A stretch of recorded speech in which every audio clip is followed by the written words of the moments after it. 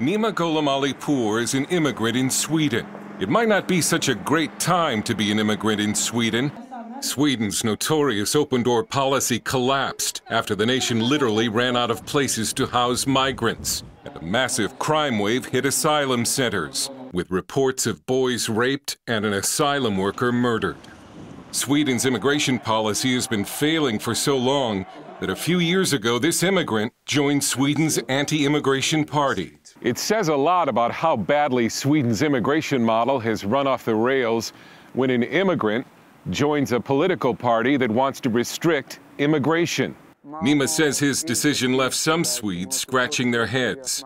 They believe that I am confused. And why would he join a party, the Sweden Democrats, that is regularly branded by the left as a racist party? It's not a racist party, it's a conservative party. I just chose a party after the program that suited me. Nima says he's not against immigration per se, just the way Sweden has done it. He came here as a boy from Iran, and today he's a member of the Board of Education in Sweden's third largest city, Malmö, a city which has suffered from immigration. So he's not what you would call a booster for the city of Malmö or for Malmö's troubled schools. No, they're very bad. The city of Malmö is a very segregated city. So you have areas where a lot of people are unemployed.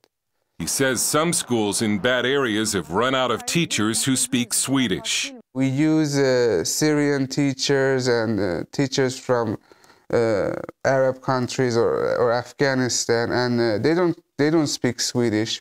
Nima has a master's degree in international migration and ethnic relations, and he calls Sweden's immigration policy a disaster. He also lives it.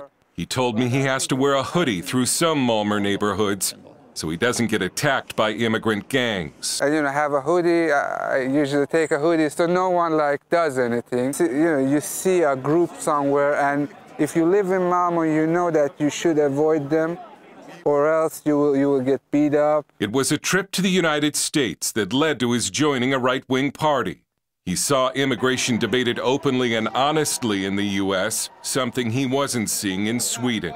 There are a lot of cover-ups about immigration here in Sweden. The Swedish government and media have long suppressed bad news about immigration.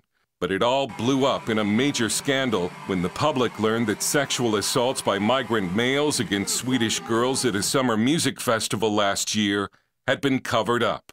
It seems one group that isn't afraid to tell the truth about immigration in Sweden are some of the immigrants, like Swedish economist Tino Sanandaji, who is a Kurd from Iran. Yeah, immigrants are committing majority of violent crime now.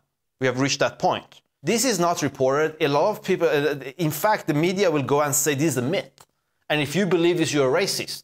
Or Polish immigrant and Malmö resident Barbara Trusz, who warned us that the future of Malmö would be hell.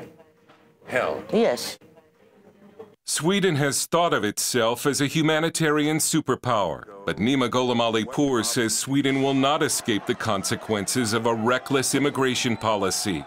He says Swedish society is shattered, and ethnic conflict is coming. We have a majority of children in schools who speak another language than Swedish.